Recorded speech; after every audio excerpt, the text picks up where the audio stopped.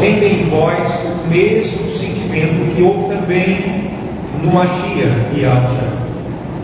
Pois ele, subsistindo em forma do Altíssimo, não julgou como usurpação o ser igual a ele, antes a si mesmo se esvaziou, assumindo a forma de servo, tornando-se em semelhança de homens, e, reconhecido em figura humana, a si mesmo se humilhou, tornando-se obediente até à morte, e morte de cruz, pelo que também o Altíssimo o exaltou sobremaneira, e lhe deu o nome que está acima de todo nome, para que ao nome de Yahshua se dobre todo o joelho, nos céus, na terra e debaixo da terra, e toda língua confesse que Yahshua HaMashiach é o soberano Rei, para a glória do Altíssimo Pai. Amém. Quantos aqui desejam crescer, desenvolver-se espiritualmente? Eu acredito que se eu pudesse perguntar um por um, a resposta de todos seria sim. Isso fala duas coisas. Primeiro, que a gente tem o entendimento que nós ainda não atingimos a estatura do varão perfeito, que é Cristo, né? Que é Yahshua. Então, há muito ainda que crescer, desenvolver. Aleluia? Amém? E a segunda coisa, eu creio também que há esse desejo.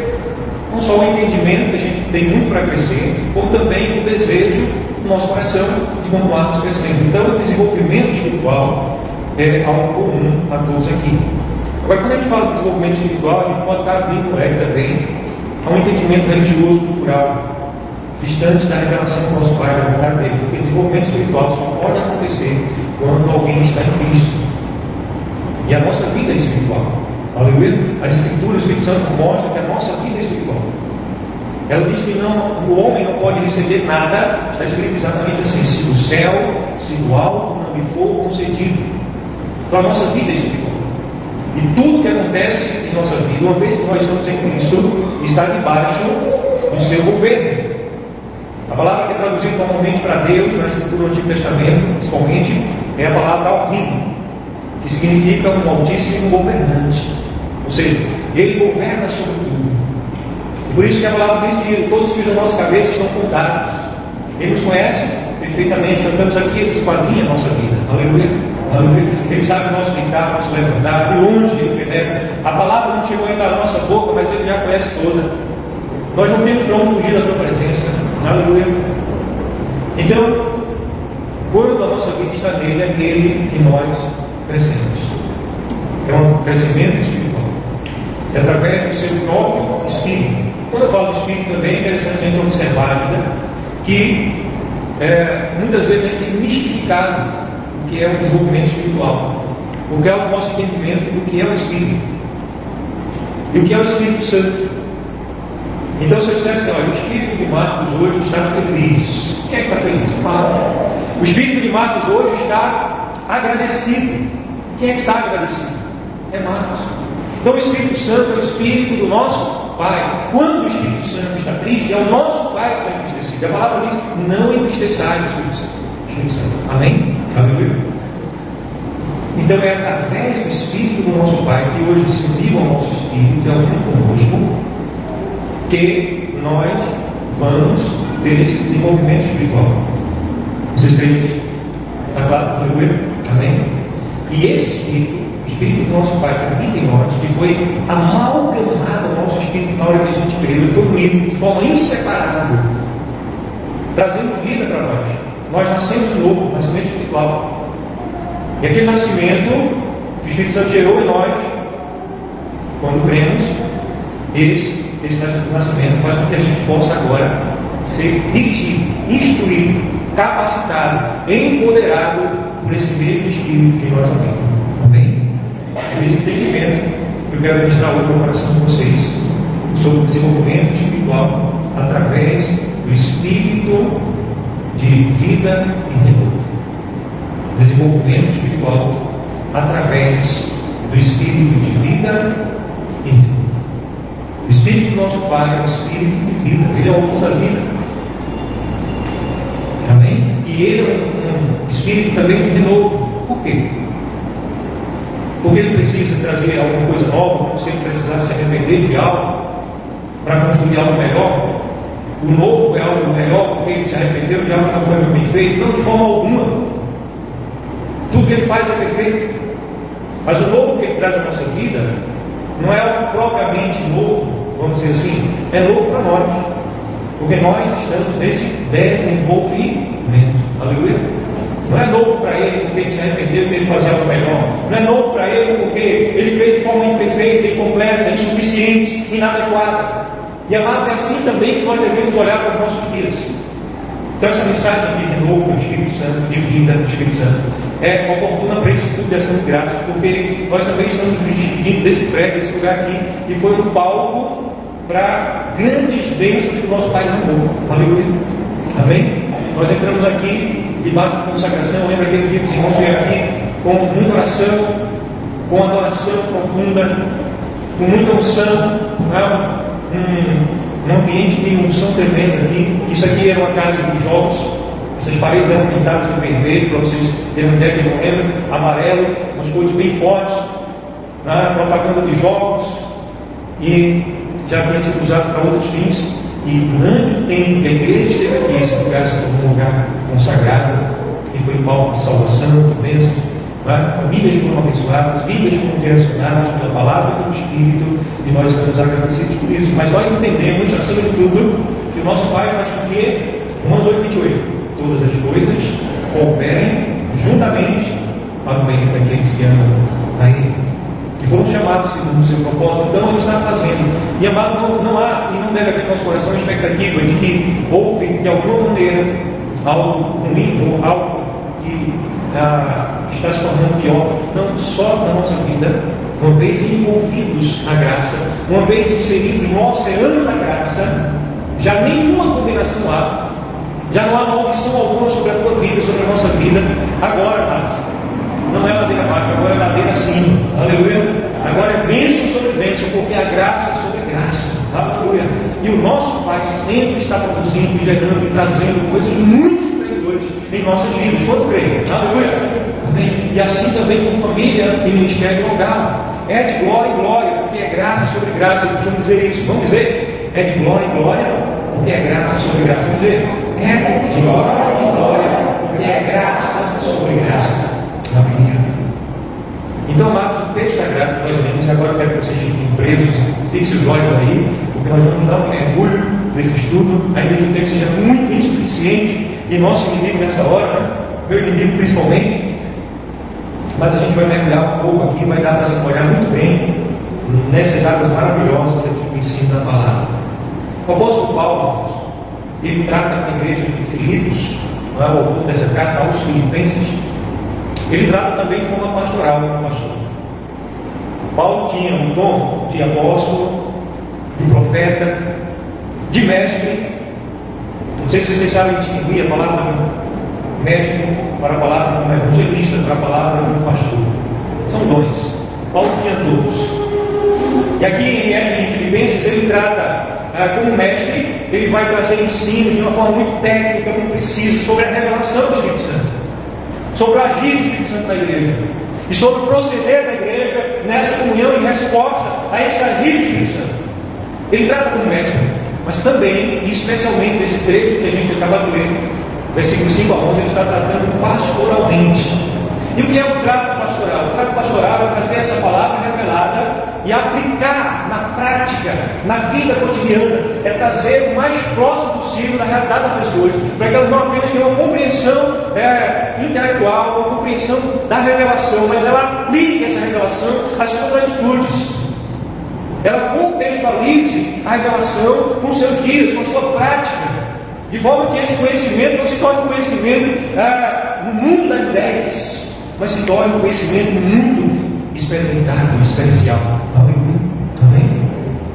Então, amados, há um problema aqui de relacionamento na igreja de Filipos. Aqueles irmãos que tinham dificuldades relacionadas. Parece que é o comum da igreja de Cristo ao longo dos séculos e ao longo dos ministérios. Então, não estou tratando algo pastoralmente de forma específica agora, mas estou mencionando esse fato. E Paulo, para tratar desses relacionamentos que haviam sido feridos, que haviam sido alvo de atrito, de afastamento, de bloqueios, ele vai agora chamar a igreja a olhar para o exemplo do Mashiach, o exemplo de Cristo. E ele começa a aplicar trazendo 4 poderosos exemplos.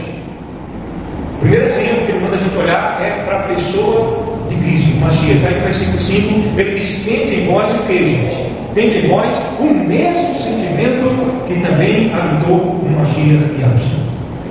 Aleluia? Nessa escrita. A tradução ele diz: em Cristo Jesus. Sim? Aleluia? Então, tende em vós o mesmo sentimento. Primeiro exemplo, para que esses problemas pastorais fossem resolvidos completamente, era ter a Yahshua como modelo, para ter o mesmo sentimento que ele. Agora, quando você avança mais alguns versículos, aí você vai para o versículo de número 17, e você vai ver Paulo chamando agora a atenção para o exemplo dele. Veja aí, versículo 17, está escrito assim: olha, entretanto, mesmo que seja eu oferecido libação sobre o sacrifício e serviço da vossa fé, alegro-me, e com todos vós me congratulo. Muito bem. O que Paulo está dizendo aí? Ainda que eu mesmo seja oferecido. Você sabe que é uma oferta de libação? Tá? Ele está dizendo que eu seja oferecido uma oferta, um sacrifício vivo. Eu venho morrer esse corpo por amor de vocês, para que vocês sejam servidos. Paulo diz: eu me alegro nisso. Então ele busca exemplo de abnegação, de entrega, realmente sem pensar em si, mas pensando no ministério da igreja. Agora avança ao versículo 20, e ele vai então dar o exemplo também de Timóteo. E no versículo 20, o apóstolo Paulo diz aí: o que, gente? Gostaria agora que vocês lessem. Quero ouvir a voz de vocês. Vamos participar? Vamos juntos? A gente está aqui para assistir. Estamos aqui para desenvolver juntos. Porque tenho de igual sentimento e sinceramente cuidei dos vossos interesses. Aqui está falando de Timóteo. Se a gente pudesse ler a partir do versículo 19, eu vou ler o versículo 19 também. Eu espero, porém, no soberano rei Yahshua, mandar-vos Timóteo. Timóteo é um nome grego, é um discípulo de filho de uma hebreia e neto de uma hebreia, mas um pai gentil. Então Paulo está dizendo: eu vou mandar Timóteo. E no versículo 20, que a gente acabou de ler, ele fala o que de Timóteo? Porque a ninguém, igual a Timóteo, a ninguém tem de igual sentimento e sinceramente cuide dos vossos interesses. Então, primeiro, a atitude do Mashiach, que se entregou por nós, tem o mesmo sentimento que houve também em Yahshua, pois eles subestimam em forma, como disse, não jogou com tinta, usurpação, a si mesmo se entregou. O exemplo de Paulo estava disposto a ser oferecido como libação, para que a igreja fosse servida. E agora o exemplo que dá do próprio Timóteo, ele diz: não tem ninguém que cuide dos vossos interesses dessa maneira.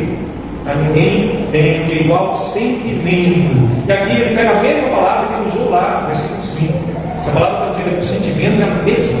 Ele está falando que Timóteo tem o mesmo sentimento que houve no nosso Salvador. Que coisa linda. Vocês não se maravilham com isso, gente? Aleluia.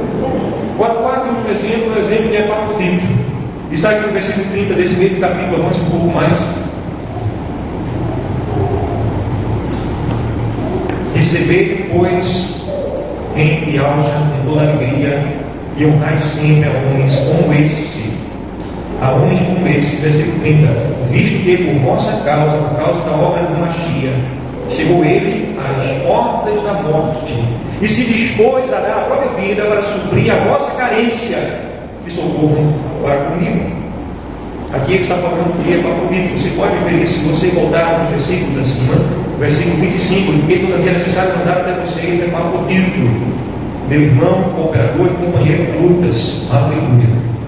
Então, Paulo dá 4 exemplos para mostrar que o exemplo do nosso Salvador é um exemplo real da igreja. Ele pega o exemplo dele como aquele que fundou a igreja de Filipos, o pastor de Filipos. Ele pega o exemplo de Timóteo, agora um bispo também dentro da igreja, e pega o exemplo do irmão lá de dentro, Epafrodito. E ele mostra esses 4 exemplos, o mesmo sentimento de humildade, de abnegação, de entrega sem pensar em si, só pensando no reino e na igreja. Então, o desenvolvimento espiritual, que é gerado em nós pelo Espírito Santo, é um espírito de renovo, e tem esse fundamento. a humildade. Evidentemente que aqui nós estamos num ambiente muito confortável, então vou aproveitar pastoralmente para falar isso. Nós temos aqui ar-condicionado, uma iluminação relativamente boa, né? Embora eu tenha me deixado de vez em quando, porque já não leio, por exemplo, a minha Bíblia tem uma letra bem pequena, gosto dessa Bíblia. Mas a iluminação aqui, vocês percebem, não é adequada, principalmente nesse lugar onde eu estou, mas para frente um pouco sim. Portanto, nós vamos estar num ambiente um pouco menor nas nossas células, e a macro célula maior também, próximo domingo, talvez para fazer o domingo todos juntos. Se ficar muito apertado, se for vontade, vai organizar em 2 horários, dividir o tempo de culto dominical, tá certo? Mas o próximo domingo vai ser um horário só. Mas eu queria que vocês tivessem esse entendimento, porque quando nós temos o mesmo sentimento que houve em Cristo, que houve em Paulo, que houve em Timóteo, que houve em Pafrodito, nós não buscamos mais nossos próprios interesses. Vocês estão comigo? Sim ou não? Amém? E eu devo dito, porque existem ensinos da teologia, princípios de mudança pastoral, das gerações do meu pai, um livro que fala sobre isso, existem livros que falam sobre a dinâmica da mudança. E se você tira um outro lugar, bota o outro, vai gerar desconforto. Na sua casa, experimenta fazer isso. Não fala nada com o seu cônjuge. Chegue lá, bota a televisão do cônjuge, pega, sei lá, o fundão da casa, bota outro, vai ver o que acontece. Vai gerar dificuldades. Mas quando existe um ambiente nesse exemplo, o sentimento que houve em magia, existe mais compreensão, adequação, diálogo, quebrantamento e facilidade de superar as adversidades. Então, o ambiente para o qual nós vamos, fisicamente falando, não é tão confortável, mas tem outras qualidades e virtudes grandes que, com certeza, o Espírito Santo quer gerar, principalmente entre nós. Então, estejamos abertos para esse de novo. Amém? Apliquei pastoralmente também. Aleluia. Então, amados, esses exemplos aqui nos foram dados. E alguns mencionaram, o apóstolo Paulo assim, ele dá o exemplo do Mashiach, do Cristo, de uma forma extensiva. Ele só menciona, ele só pontua Timóteo, ele só dá um toque sobre ele só dá um toque sobre Epafrodito. Mas quando ele fala da obra de Alcha, ele desenvolve ela. E é sobre isso, especificamente, que nós vamos mergulhar. Nessa obra de Alcha, no que ele fez por nós, no que ele está fazendo hoje por nós, e o sentimento que nós devemos ter. Amém? Então vamos ver que o texto sagrado nos mostra aí, volto para essa perícope dos versículos 5 a 11, que nós destacamos aqui. Então os versículos 5 a 11 vai nos mostrar de forma extensiva esse sentimento que houve em Cristo. E primeiramente o apóstolo começa a nos dar destaque no versículo 6, que foi um sentimento de primeiro degrau que ele desceu. Ele desceu da sua glória. Vocês sabem que é usurpar, né? Lê o versículo 6, a gente vai ler o versículo 6, 7, depois vai ler é uma leitura, certo? Um texto expositivo. Ele, subsistindo em forma do Altíssimo, não julgou como usurpação o ser igual ao Altíssimo. Então, cuidado aí, tem um alerta sobre algumas heresias que dizem que Yalcha não era o mesmo ou um compadre. São duas pessoas, total e plena comunhão, um que um pensa, o outro está pensando, um que um deseja, o outro deseja. Os dois são dois e são. Aleluia. A gente vai entender um pouco melhor isso. Ele é antes de todas as coisas. Ele disse: ninguém viu ao Pai senão o Filho, o qual o Pai veio. Então, abra sua Bíblia, algumas páginas à frente, na carta aos Colossenses, capítulo 1. Eu não vou me estender muito, espero. Versículo de número 13. Ele nos libertou do império das trevas, nos transportou para o reino do Filho do seu amor. Foi o Pai que fez isso. Versículo agora 14. Nesse Filho, nós temos a redenção. Nós temos a remissão dos pecados. O Filho é a imagem do Altíssimo, invisível.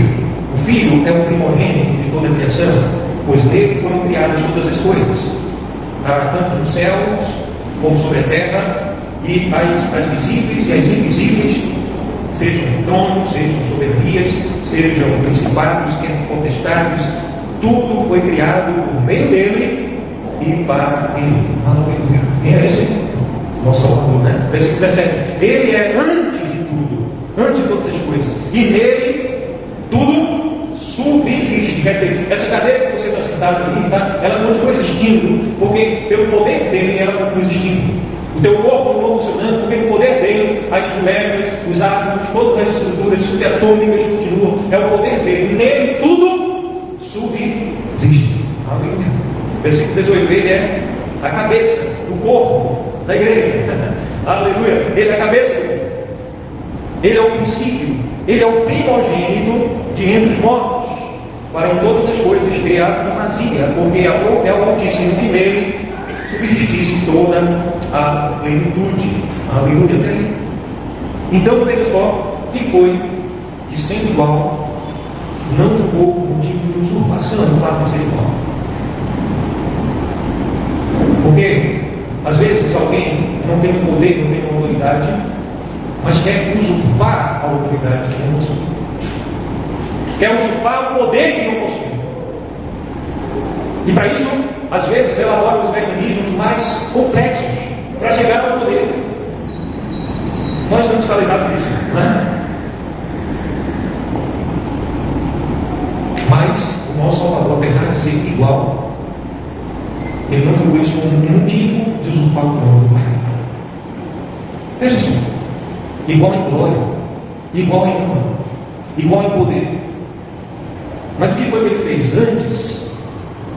Versículo seguinte aí, versículo 6, antes, Filipenses 2, né? Versículo 7, antes, a si mesmo se esvaziou.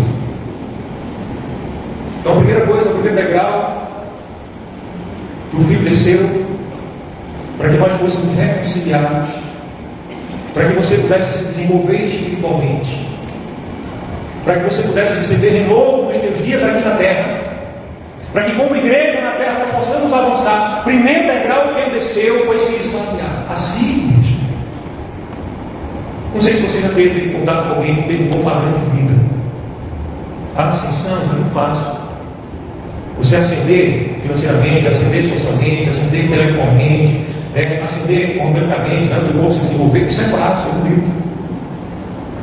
Agora, o que é difícil para o ser humano é o contrário. Você tem um padrão e você perder aquele padrão. Você depois perna andar e se vê preso numa cadeira de rodas. Você tem habilidades, você tem conhecimento, viver a sua mente. Agora você tem dificuldade de falar, de se expressar. Você tem um tipo físico, depois você se vê debilitado, se levado pelas pessoas. E ao já disse para Pedro: olha, dias virão em tua vida que levarão daqui para ali. Não, tu não quer dizer. É o inverso. Mas ele, propositalmente, ele não foi humilhado. Ele escolheu se esvaziar. Pense nisso, gente. Medite sobre isso. Ele que de nada precisava, de nada, de ninguém, absolutamente ninguém precisava. Com todo poder, honra, glória, ele se esvazia. E veja que o ato aqui é uma ação de primeira pessoa. Ele a si mesmo se esvaziou. Ele chega a dizer que essa autoridade ele recebeu do Pai, que ninguém tinha poder sobre a vida dele. A primeira coisa, ele se abre mão de tudo que ele tem da sua glória. A segunda coisa, agora, entrando um pouco mais no versículo 7, primeiro ele se esvaziou, segundo, agora ele assume a forma de servo. Ele poderia ter se esvaziado e assumido a forma de um rei, a forma de um anjo, já seria se esvaziado, a forma de um querubim, de um arcanjo, qualquer forma de poder e glória. Mas ele se esvazia, e não apenas se esvazia, ele desce um degrau a mais. Ele assume agora a condição de servo. Não é assim? Não é assim ou não é assim? Não está escrito. Ele assumiu a forma de servo, tendo-se tornado a semelhança de homens, e reconhecido em figura humana, a si mesmo se humilhou. Então ele se tornou servo. Esvaziou da sua glória, se tornou um servo. Vocês devem lembrar que ele inverte a ordem do reino, não do reino eterno, mas do reino dos homens. Porque no reino dos homens, o maior é aquele que é servido por muitos. Quem é o maior? aquele que dá ordem a muitos, aquele que tem muitos debaixo da sua autoridade, aquele que tem muitos para o servir, que paga muitos, que compra muitos. Isso é o reino dos homens. O reino do céu é o contrário. E ele disse isso para a igreja, para mim e você, está dizendo agora novamente: quem quiser ser o maior, seja aquele que sirva. Tal como o filho do homem, que não veio para ser servido, mas veio para servir e dar a sua vida em resgate de muitos. E ele tinha dito assim: não há acepção de pessoas, mas são todos e qualquer um que em verdade nele crê. E nisso não há acepção de pessoas, mas ele veio para salvar quantos creem em seu nome e passam a viver segundo essa viva fé. Amém? Aleluia. Então essa palavra é para mim e você. Se você de fato em verdade crê, ele diz: assim como o filho do homem, você deve fazer. E não veio para servir. Então qual deve ser a sua mente? Uma mente de ser servido. Eu tenho pensado muito sobre igreja, gente. De uns 3, 4 anos para cá, para o Espírito Santo tem que sacolejado muito, me levar a mergulhar, a meditar, a orar, a clamar com lágrimas também, a mergulhar na palavra, a ouvir o Espírito Santo de noite, em visões e sonhos, na Escritura, sobre o que é a igreja. A gente tem sido vivido igreja no sistema da Revolução Industrial, esse sistema de médicos e alunos em massa, em série. Não na individualidade, no amor, na comunhão, na intimidade, não. Na distância, quanto mais melhor. O pastor que vem dar para a minha vida, estou fora. Eu quero a igreja à la carte, eu escolho o cardápio. Mas será que esse modelo de adoração, espectadores e promotores do espetáculo, instrumentistas, cantores, show gospel, esse é um modelo de igreja atual. Será que isso não gera uma mentalidade de consumo e dependência na qual a própria igreja está debilitada? A própria igreja está raquítica, debilitada dos nutrientes de ser verdadeiro adorador, independente de som, de música, de lugar, de sair de um local de uma adoração superficial e entrar numa adoração profunda, íntima, e derramar totalmente o seu ser na presença do Pai. Mas as muletas do presente século têm impedido você de se desenvolver. Os andajares e os arandor tem impedido você de fortalecer suas pernas espirituais, se desenvolver espiritualmente e ser verdadeiro adorador. Porque você fica feito aquele passarinho no ninho, um biquinho aberto. Eita, mamãe hoje não trouxe uma comida gostosa. Eita, hoje mamãe não trouxe. Eu queria mais salgado um pouquinho. Sabe, passarinho também tem gosto. Eu queria mais gosto um pouquinho. Então a gente fica só na expectação e a gente não se prepara, a gente não mergulha na palavra, a gente não ajuda a palavra, a gente não está disposto a ensinar. Sabe, aí houve uma quarta-feira aqui, deixa eu trazer essa palavra pastoral, me permitam, com o sangue do Mashiach. Eu coloquei as cadeiras em círculos aqui, por isso que existem duas demarcações diferentes. Já foram apagadas propositalmente. E a gente está apagando, né? Está apagado até entregar esse tempo. E aquelas cadeiras em círculo, não era que o culto ia se tornar uma célula se tornou um culto, mas a intenção nossa, ainda não muito amadurecida, era que a igreja tivesse esse entendimento de participação no estudo da palavra, de contribuição, de mergulhar na palavra. Mas é muito fácil, a gente chega e espera que o pastor ele tenha se preparado adequadamente, ele traga tudo contínuo, e a gente diga: a mensagem de hoje não foi muito doce, mas nós mesmos. E isso é intencional, não pense que não é intencional, não. Esses grandes ministérios, eles têm interesse que as coisas permaneçam assim. Não é pensando de uma forma abnegada no desenvolvimento da igreja, mas é pensando de uma forma de que a igreja continue cativa disso. A igreja continue cativa, não de se tornar maestrina da Escritura Sagrada, do Espírito Santo ministrar o teu coração e você ser capaz de ministrar, de ensinar, de liderar células, de evangelizar. Não, você fica sempre a vencer de que alguém esteja preparado, que alguém esteja sendo pago para isso. Você não precisa nem cantar, aliás, eu canto tão mal, eu canto tão mal, então para que eu cantar? Mas a Escritura diz: você deve louvar de coração entoando cânticos de ação de graça, de exaltação, de adoração. Então, nosso papai, ele quer ouvir a tua vozinha. E você pode, existem muitas técnicas, e hoje estão acessibilíssimas a todos vocês, técnicas de canto. Então comece a estudar um pouquinho só, gente, para que você cante um pouquinho melhor. Não é nem para papai ouvir, é para que você ouça a sua voz um pouquinho melhor, tá certo? Se torne um pouquinho mais confiante, para que as pessoas que estão ao seu lado também possam te ouvir. E se não tiver ninguém para cantar, você é feito um passarinho, pega a tua voz sem vergonha nenhuma. Porque quando você estava no mundo, acredito, não todos aqui, mas alguns de nós que estávamos ali nesse período da festa da carne, cantando porcaria, fazendo vergonha, falando alto na rua. E nós não nos envergonhávamos, e agora muitos de nós estamos envergonhados de falar do Evangelho de Cristo. Mas sabe, quando você se unida com Cristo, tem o mesmo sentimento que Ele, você entende que essa condição de servo não é uma condição daqueles que têm os dons de apóstolo, profeta, pastores, evangelistas e mestres, mas isso é para que a igreja seja capacitada, para que a igreja desenvolva o seu ministério. É o ministério da igreja ser apóstolo, é o ministério da igreja ser mestre, é o ministério da igreja ser profeta, pastor e evangelista. Então é cada um sendo líder, cada um desenvolvendo o ministério. Sabe por que as nossas células não estão confiadas até hoje, não conseguimos desenvolvê-las? Porque a gente continua nesse modelo mental, nesse paradigma de receber. Porque alguém me gostou da minha célula, da minha comunhão. Nos momentos que nós tentamos no passado multiplicar as células, multiplicar não consigo liderar, não posso liderar, não gostou da comunhão, se torna co-inimigos, uma doença da comunhão, porque a gente coloca no lugar da missão, do nosso chamado, do nosso rito. Sabe o que a gente coloca no lugar? O nosso prazer, a nossa zona de conforto. Eu liderar, me expor, pessoas na minha casa, vai gastar o meu sofá. Eu vi isso de gente dizer isso para mim, como pastor. Então, onde está o nosso coração? E aqui, amados, o apóstolo mostra que o nosso rei se esvaziou. Não apenas se esvaziou, ele assumiu a forma de servo. E vocês não entenderam muito sobre isso. Eu queria que vocês pensassem um pouco naquele último momento, antes de ser crucificado. Você tem vergonha se fosse lavar o seu pé agora? Então vou mandar pegar uma Marcelo para lavar o seu pé agora, ok? Talvez alguém dissesse assim: eu não me preparei para esse momento. Agora ali estava aquele que os discípulos reconheciam o seu rei da glória, os discípulos reconheciam. E eles entram ali no cenáculo, cada um vai pegar o seu lugar primeiro, cada um vai sentando no seu lugar, conforme cada um diz. Por assim, como a gente assim, vamos sentar, vai sentar por ali, vamos sentar ali. Vocês acham que foi assim? E cada um foi sentando, mas ninguém ali, como era costume, nas casas sempre havia um servo de orelha furada, que tinha dona, era um buraco na orelha, feita aquelas argolas assim.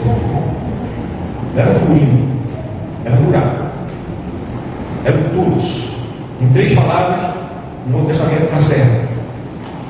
Mas a palavra que é usada aqui, quando diz que ele se tornou servo, é a palavra tulos, que é um servo que foi comprado, um servo que não vive para si. Ele assumiu a forma de um servo comprado, um servo que não vive mais para si. E ali, ele pega a toalha, amarra a toalha nas suas cinturas, se cinge com a toalha, pega um passeio com água, e agora vai lavar os discípulos. Imagina um constrangimento. Imagina. Você consegue imaginar um pouquinho de constrangimento? Aqueles homens entendendo ali o rei da glória, aqueles homens que deveriam fazer isso, entendendo assim um pouquinho de nada de discernimento espiritual. Você está, poxa, mas isso aí poderia estar fazendo. Eu acredito que o Espírito Santo está ministrando ali. Mas ninguém fez nada. Ela mostrou a glória. E agora ela vem o rei da glória, com a toalhazinha pendurada, bacia d'água. E a Bíblia não entra muito em detalhes, mas diz que Pedro foi um dos que se manifestou. Isso não é de maneira alguma tu lavar os meus pés. De maneira alguma. Aí a diz para ele: olha, se eu não lavar os teus pés, tu não tem parte comigo. Aí Pedro começa a exagerar: então, mas não só meus pés, lava também minhas mãos, minha cabeça, meu corpo todo. Aí ele diz: vocês não precisam disso. Vocês já estão limpos pela palavra, certo? Que está de ser feito para as crianças. E aí ele vai lá para os pés.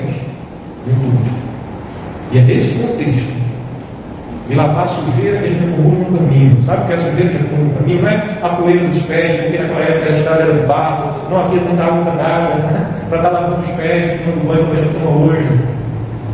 As sandálias de couro não eram tão bem curtidas e trabalhadas como são os couros que a gente compra hoje nos nossos calçados. Então era um couro que tinha também os cheirinhos, já tinha bactéria de fábrica. Então imagina que os pés das pessoas tinham bactérias e fungos muito mais do que existem hoje. Mas sabe isso o que significa? Que ao longo da nossa caminhada, os nossos pés nessa terra vai acumulando sujeira. Isso significa pecado. E se o Rei da Glória foi capaz de nos suportar, de nos lavar, ele diz: se vocês me chamaram de mestre e soberano rei, está escrito assim. É verdade, porque eu sou. Você não sabe mentira. Exatamente isso. Eu sou. Agora, se eu que sou mestre e soberano rei de vocês, vos lavei os pés, devei vós também lavar os pés uns com os outros. Isso é ser igreja. É a gente se preparar, não pensando em nós mesmos. É no nosso dia a dia, a gente está lutando, as lutas diárias, não é só uma questão de sobrevivência, gente. A gente está lutando porque a gente tem algo muito maior, incomparavelmente maior. Nós não vivemos como os ímpios que vivem só esse dia, desse presente século, em função da glória desse mundo. Nós vivemos para a glória do reino. Agora, o terceiro degrau que ele desce, qual foi? Também aí. Agora no versículo 8 diz o quê? Leia, por favor. Ele a si mesmo se humilhou, tornando-se o quê? Obediente até quando? Até a morte e morte de cruz. E a Escritura diz que ele se fez maldição no nosso lugar. Está escrito: maldito todo aquele que for pendurado na madeira. Então, esse rei de toda a glória, ele se esvaziou da sua glória. Primeiro degrau. Segundo degrau, ele assumiu a condição de servo. Em terceiro, ele se tornou obediente. E a própria Escritura vai dizer que ele aprendeu a obediência nas coisas que ele sofreu. Ele se tornou obediente, ele fez uma escolha, ele escolheu obedecer. E ele escolheu obedecer até se tornar maldição. A gente não vai conseguir entender nunca, mas tem que meditar um pouco sobre isso. Aquele que é santo, santo, santo, se tornou maldição, porque ele assumiu o meu pecado, o teu pecado, os nossos pecados. E não somente os nossos hoje, mas todos os pecados que ainda cometeremos enquanto vivos estivermos, e também o pecado de todos aqueles que passaram até a sua vida gloriosa, serão salvos no futuro, passado e futuro. Ele assumiu os pecados, as nossas iniquidades. O quanto isso é humilhante, o quanto isso demandou dele a obediência. Ele assumiu os teus pecados. Eu não consigo pensar sobre isso. Se meu coração se envolver nessa história, aquele que é santíssimo assumiu os meus pecados, os nossos pecados. Ele se fez maldição. De nada ele precisava de ninguém. Por amor a mim e você, ele se fez maldição.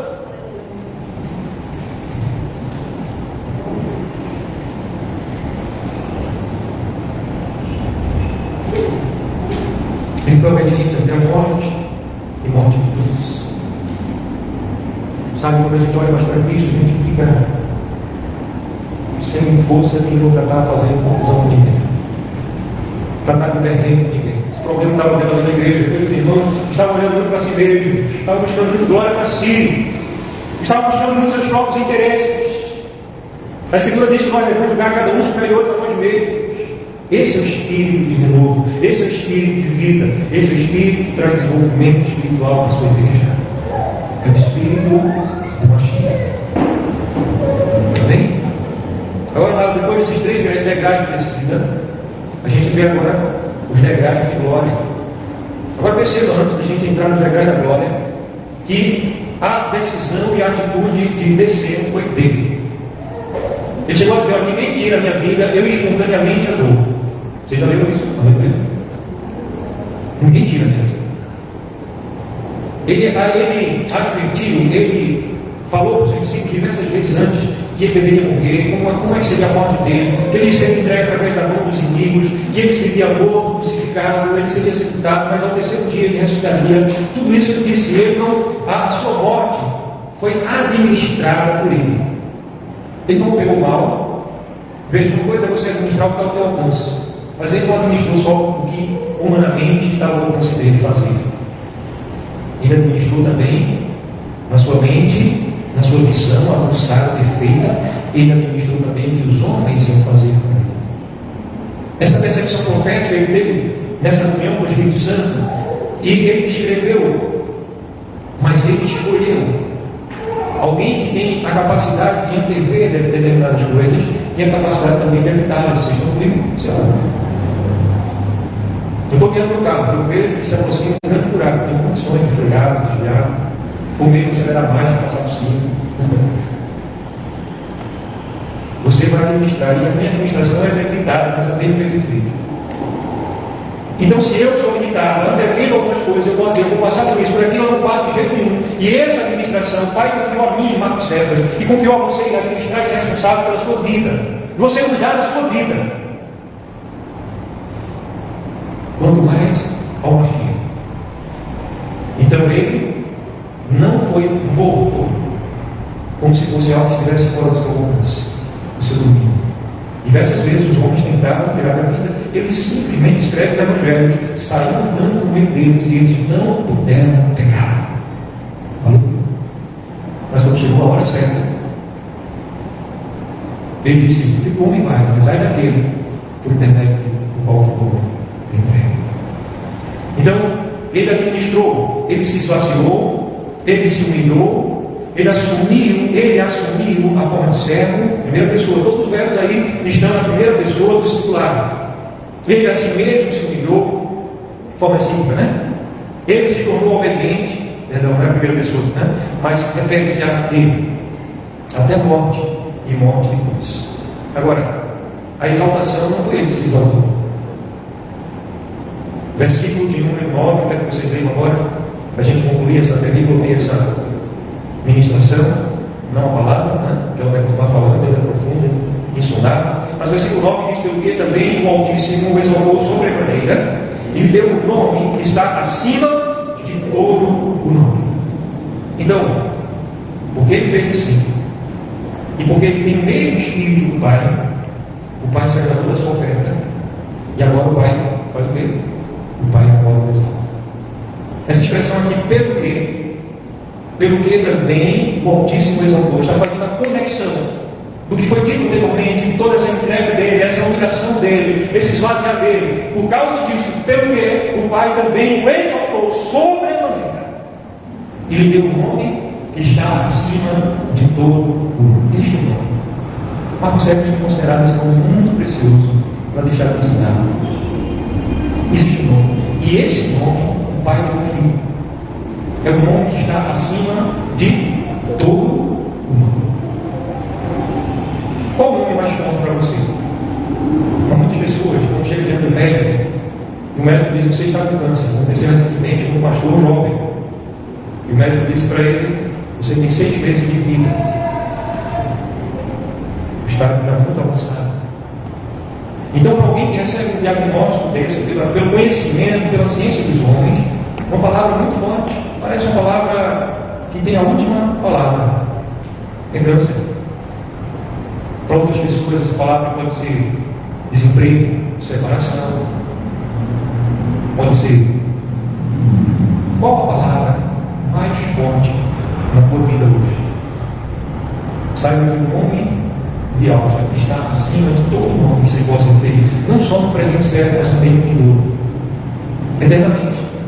O nome dele, o nome que ele recebeu, é o nome que está acima de todo. Aleluia. Então, quando o Pai o exalta, a primeira coisa que o Pai faz nessa exaltação é a ratificação, é a confirmação daquele nome que foi enviado por Gabriel, o arcanjo, para falar com Miriam, né? Maria, a nossa tradução portuguesa, até o nome de Maria foi trocado também, que é Miriam, ou Miriam, e Maria hebraica, Miriam. Então, o anjo chega e diz para Miriam: você vai colocar nele o nome Yahshua. Por quê? Porque ele salvará o seu povo dos pecados dele. É o significado do nome. O nome similar ao nome de Yahshua é Ishael, que é o nome do profeta Isaías. É o mesmo nome, só trocar o prefixo por sufixo, do outro lado. Yahshua, Ishael. Ishael é uma pronúncia conhecidíssima no hebraico, em documentos históricos, em transliterações que preservam hoje a pronúncia, e também no hebraico moderno, Yahshua, Erkial, e por aí voltamos, né? Então os profetas recebem o nome, e o nome judeu é o nome que os gentios chamam eles, mas em hebraico é Yaldim, prefixo Din, sufixo Din, ou Yal. Eles são chamados assim, Yaldins. Mas o nome do Filho é o nome que está acima de todo nome. Ishael significa, Yal é salvação.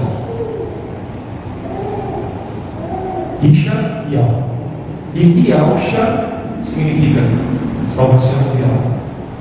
Então, Mashiach é a salvação do próprio Pai. Lá no número 6, 23, diz assim: porém o meu nome sobre os teus filhos, e eu os abençoarei. Então, quase todos os profetas, quase todos os reis têm esse nome. E por que no seu filho ele colocaria outro nome, senão que ele é a salvação da pessoa? E aí a gente vai agora lá para 1 Coríntios. Eu gostaria que vocês abrissem a Bíblia de vocês na primeira carta de Paulo à igreja em Corinto, capítulo 15. Só voltar alguns versículos aí. Versículo 28. Queria que vocês lessem comigo, se possível. Bem, já que vocês estão assistindo muito, para a gente ler a partir do versículo 25, é isso? Tá, não, 24. Não. Tem gente que quer que eu leia mais, tá bom? 23, 22, tá bom? Vamos lá, a partir do 22. Você vai ler muita coisa. 1 Coríntios, capítulo 1, versículo 22. Porque assim como em Adão todos morrem, assim também todos são vivificados no Mashiach. Cada um, porém, segundo a sua própria ordem. Primeiro Mashiach, as primícias, depois os que são do Mashiach na sua vinda. Aleluia. E então, virá o fim, quando ele entregar o reino ao Altíssimo Pai. Quando houver destruído todo o principado, bem como toda a potestade de poder, porque convém que ele reine até que haja posto todos os inimigos debaixo dos pés. Então o que está acontecendo agora? Yahshua está reinando e ele vai consumar isso, ele vai colocar todos os inimigos debaixo dos pés. Versículo 26. O último inimigo a ser destruído é a morte. Chegar um momento que ele vai destruir a própria morte, porque todas as coisas sujeitou debaixo dos pés. E quando diz que todas as coisas lhe estão sujeitas, certamente exclui aquele que tudo lhe subordinou. Tudo está sujeito, exceto tem única coisa que está sujeita: aquele que tudo sujeitou ele, que é o Pai. Amém? Entenderam isso aí, gente? Versículo 28 agora, que é o versículo final que vocês estavam também querendo, né? Quando, porém, todas as coisas estiverem sujeitas, então o próprio Filho também se sujeitará àquele que todas as coisas sujeitou, para que o Altíssimo e algo seja tudo em todos. Para que o Altíssimo e algo seja tudo em todos. Aleluia. Para que o Altíssimo e algo seja tudo em todos. Aleluia. Aleluia. Então, amados, volta agora para Efésios, Filipenses, capítulo 2. E no capítulo 2 diz que o nome dele está acima de todo nome, só não está acima do nome do Pai. A gente acaba de ver. Outra coisa que o Pai exaltou o Filho, segunda coisa. Versículo 10. Para que ele tem esse nome? Para que é o nome de Yahshua, com certeza não é o nome de Jesus, gente, né? Pode usar, não tem problema, mas não é o nome de Jesus. O nome de Jesus foi um nome inventado, todo mundo usa com consciência. Aliás, a gente deveria até ir trabalhando isso, né? Eu creio. Depois que ele conhece a verdade, a gente deve mudar. Para que ao nome de Yahshua se dobre todo o joelho nos céus, na terra e debaixo da terra. Então, o Pai está exaltando. Primeiro dá a ele esse nome, ratifica nos céus. E agora, ao nome de Yahshua, todo o joelho vai se dobrar. Todo o joelho vai se dobrar nos céus. Vocês lembram a visão de João lá no Apocalipse? Que João chorava muito. Não diz isso. E eu chorava muito. João já era idoso. João já tinha passado por martírios, por muitas coisas. Já estava cego. Então é um homem que tinha experiência de sofrimento e dor, gente. Não é um homem chorão, coisa tola, não. Mudou a boca, não. Mas o João, ele descreve que ele chorava muito, porque nos céus, na terra, embaixo da terra, em lugar nenhum foi encontrado alguém digno de abrir o livro e desatar os seus selos. Até que ele ouve um anjo chegar para ele e dizer: não chores, porque eu cordeiro, o leão da tribo de Judá, aquele que venceu, ele é digno de abrir o livro e desatar os selos.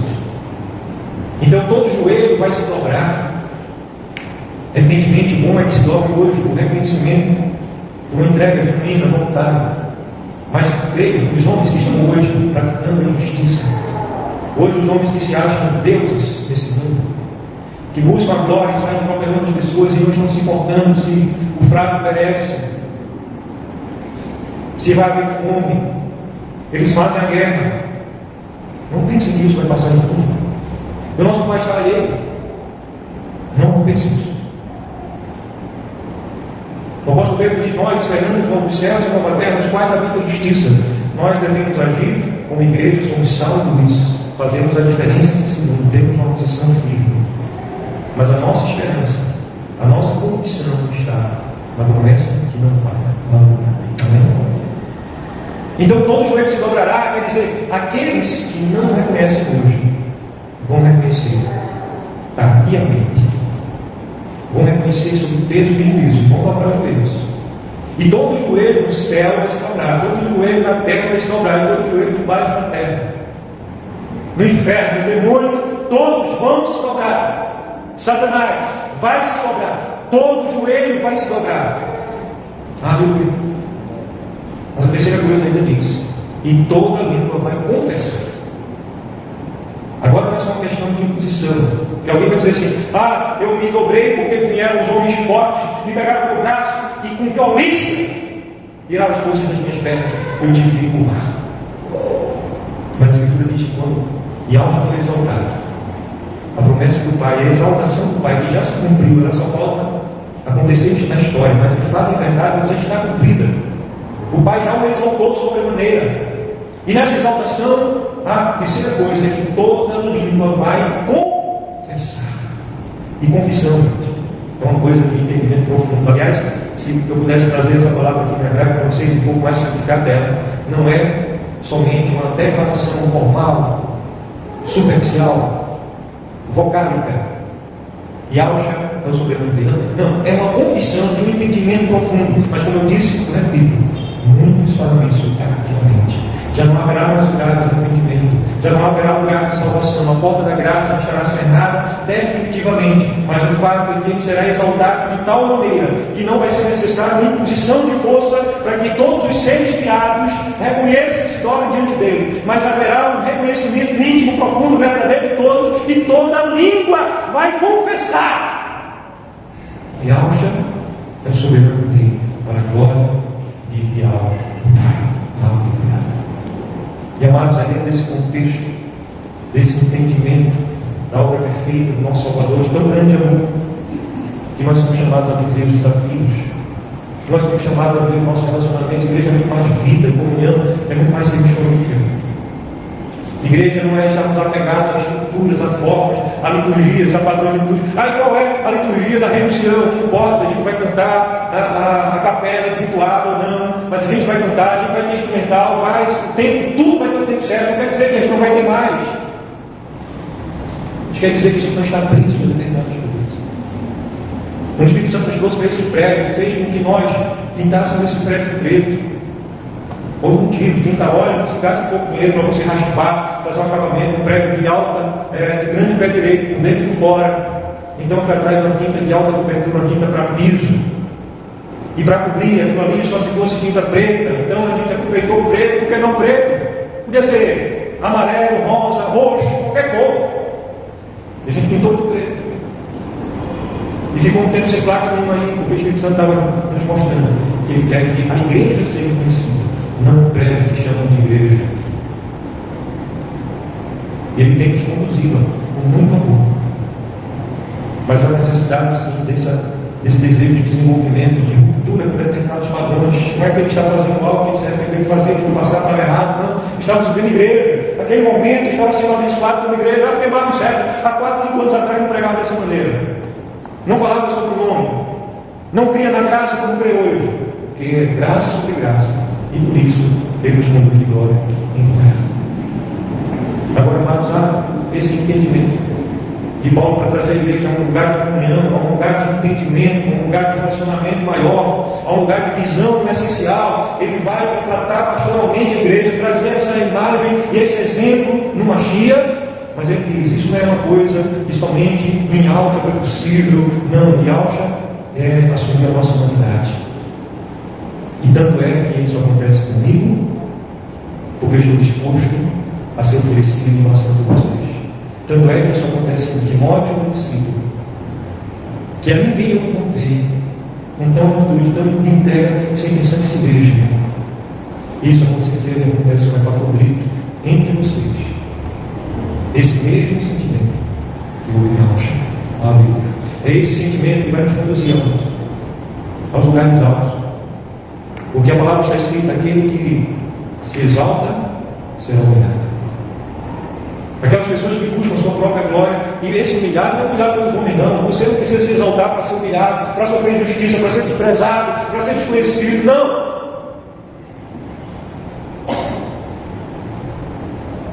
Os que se exaltam serão humilhados é diante da verdade, lá na frente. Agora, os que se humilham, não são os humilhados.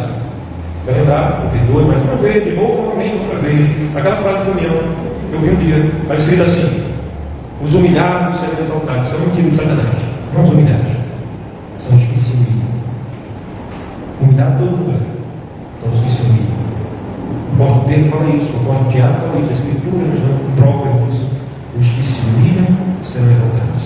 Então nós queremos um ministério que será exaltado no final da história. Ou um ministério que é exaltado pelos homens. Um ministério que é reconhecido em limoeiro. Ou um ministério que vai ser levantado, reconhecido para ser um verdadeiro estudo de conversão e não de adesão, por beleza, por atrações.